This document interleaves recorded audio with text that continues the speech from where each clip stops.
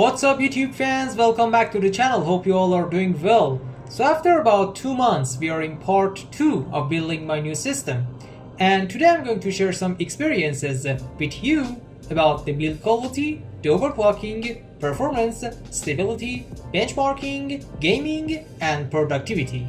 Without further ado, let's get straight to it. In the first place, the build quality. In my opinion, in Z370 category, Asus Maximus X Hero is one of the best boards you can buy. It's such a high-end board with decent overclocking capabilities, tasteful RGB lighting, and of course tons of features that you can expect from a motherboard in this price segment, such as 2 M.2 NVMe slots, which one of them has a heatsink, a diagnostics Q code LED indicator, USB 3.1 header, SLI and crossfire capability, RGB headers, onboard Bluetooth and Wi-Fi with a great antenna, onboard start and reset button, bunch of PWM fan headers, 6 SATA 3 ports, high quality Supreme FX audio chip, and in the back on I/O we've got 4 USB 3.0 ports, 1 USB 3.1 Gen 2 port, 1 USB 3.1 Gen 2 Type-C port, a Gigabit Ethernet port, clear CMOS and reset BIOS buttons which are great, HDMI and DisplayPort output, and more. Now moving on to overclocking. As you may know, Asus has one of the best software development teams, and in these years they have proved that they always provide a unique and great software for their hardware. It's optimized, it's user-friendly, and it's efficient. Before moving to overclocking process, we should make sure that we've got the latest BIOS installed. When I assembled the system, the latest BIOS was 1301, as you can see here. After that, for overclocking process, you can use professional guides on some YouTube channels like Der Bauer, who is a professional overclocker, or you can choose the easy way and just enable the XMP profile and set the CPU core ratio and you're good to go. And the other option probably is the Asus AL Suit, which we will talk about it later. If you have a mid-range air cooler, I suggest not going further than 4.8 GHz. But if you own a high-end air cooler, you can go to 4.9 GHz, no problem whatsoever. If you own an AIO liquid cooler, you can go to around 5 or 5.1 GHz. And if you have a custom loop water-cooled system, you may push it to 5.2 GHz while keeping the temperatures under 90 degrees. But keep in mind that this CPU is a hot one, and if you want to take the temperatures under control, you might want to void your warranty and have your CPU deleted so that you can apply a high quality thermal paste or use thermal grizzly liquid metal to drop the temperatures around 15 to 20 degrees, depend on what type of cooler you're using. So jumping to the Windows, and always we have a Windows update, and also we have to install all our drivers to make sure everything is working properly. Next up we have system stability and benchmarking, which was a little bit weird at first, but immediately I figured out that because of high temperatures and the offset that we have set, the clocks are turning down to 4.7 GHz. So I logged the optimized settings to see what are our temperatures in default mode at stock speeds.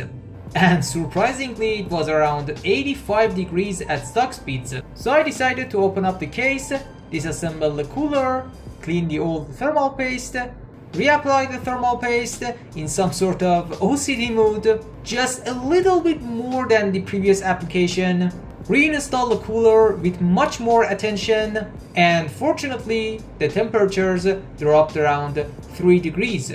So in conclusion, if you are using a mid-range air cooler like me, you won't be able to go any further than 4.9 GHz. Because you might go over 90 degrees and this is not the sweet spot for your CPU. Or you might have some thermal throttling unless you have your CPU deleted. So if you're looking for an ultimate overclock, you have to choose another cooling solution, as I mentioned a couple of minutes ago. Anyway, moving on to Cinebench R15, you can see I have different scores here First one is the one which I use, Der Bauer's overclocking guide, and setting the offset to 2 instead of 3, and I was hitting around 96 degrees. And then after that, with some twiddling and tweaking, I was able to keep the temperatures under 87 degrees while not losing too much performance, and keeping it around 1611. Now what about the fourth one? Actually, here I'm using the Asus AL suit, which I believe is doing a decent job.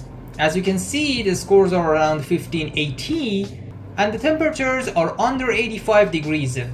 As you can see here, I've got 3 cores on 4.9 GHz and 3 on 4.8 GHz.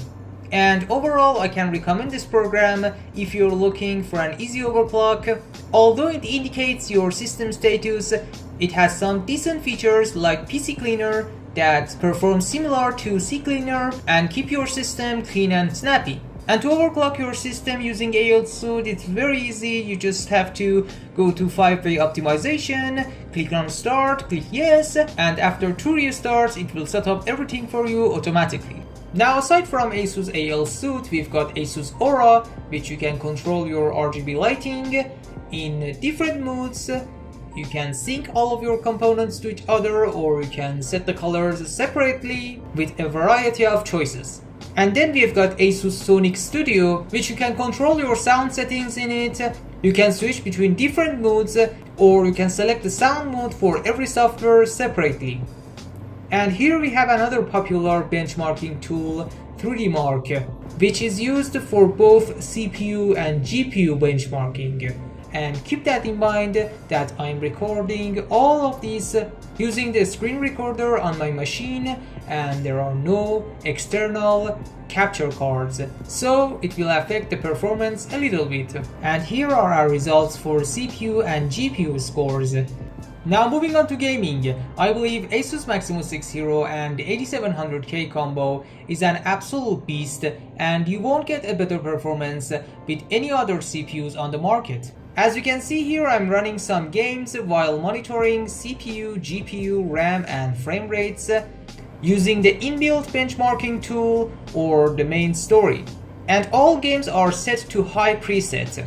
And also I have overclocked my monitor from 60Hz to 70Hz to take as much performance as I can. And also I twiddle with VSync option, turning it on, off or set it to adaptive mode to see what are our frame rates in different scenes. And as you can see, when VSync is on, you'll get a better performance, and I recommend using VSync.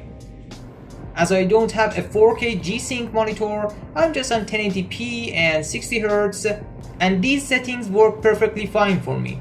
Switching off the VSync or turning it to adaptive mode just caused some issues, and we have weird drop and fluctuations in different scenes. So as I said, I recommend to keep the VSync on.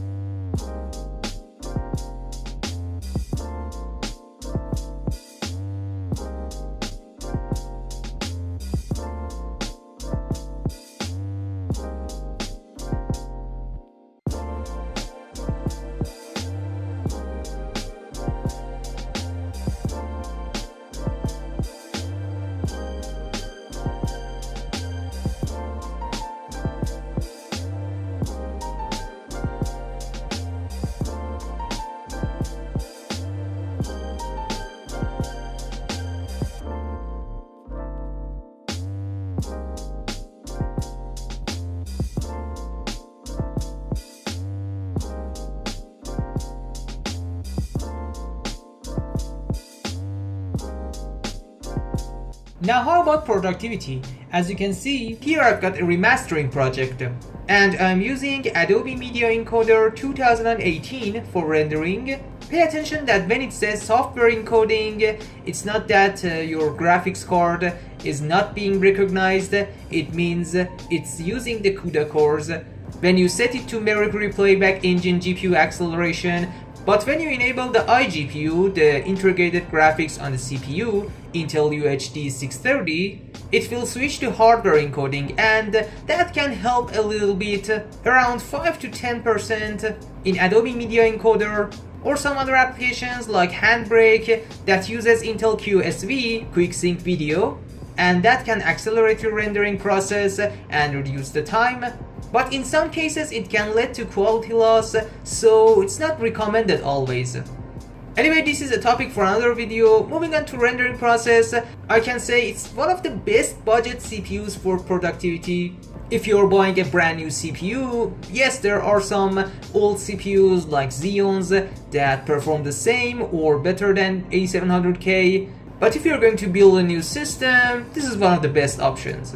As I have mentioned before, Handbrake is one of the best programs for rendering videos, and as you can see, the utilization is around 100% at 4.8 GHz, and the temperatures are around 87 degrees at max.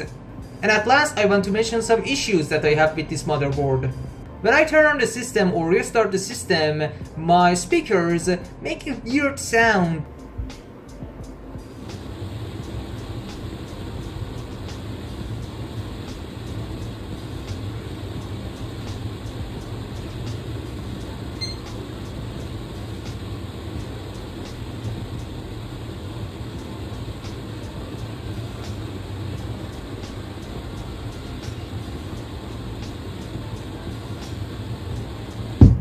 And I believe as soon as the Supreme FX profile is loaded and we are going to log into the Windows, it will be fixed automatically.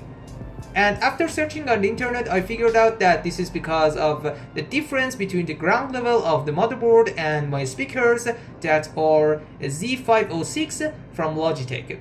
And it's not a big deal, it can be fixed with a ground loop noise isolator, as you can see here, and it's around $8 or $9. And if you have the same problem, this can be the solution to your issue. Z506 is a 5.1 surround speaker, but the noise is coming from the front speakers, so this noise isolator can get the job done. And the other issue is that when you turn off the system, you might see that the RGB lighting is still on. So to fix that, you'll have to go to BIOS, in Advanced tab, in APM configuration, set the ERP ready to enable S4 plus S5 or enable S5, and then go to onboard devices configuration and set the RGB LED lighting to on when system is in working state. I have currently set the ERP ready to enable S5 and restore AC power loss to last state, and there are no problems whatsoever. And for enabling the iGPU, you'll just have to go to the BIOS, go to the Advanced tab, select System Agent Configuration, set VTD to enabled, and then in Graphics Configuration, make sure you set the primary display to PEG, PCI Express Graphics, enable the iGPU multi-monitor, and those two settings will be set automatically when you save and exit the BIOS and restart your system. You can also enable Intel virtualization technology, cause it might be useful in some cases. Anyway, hope you enjoyed today's video. If you like this video, hit the like button, make sure to subscribe to the channel, and I'll see you next time.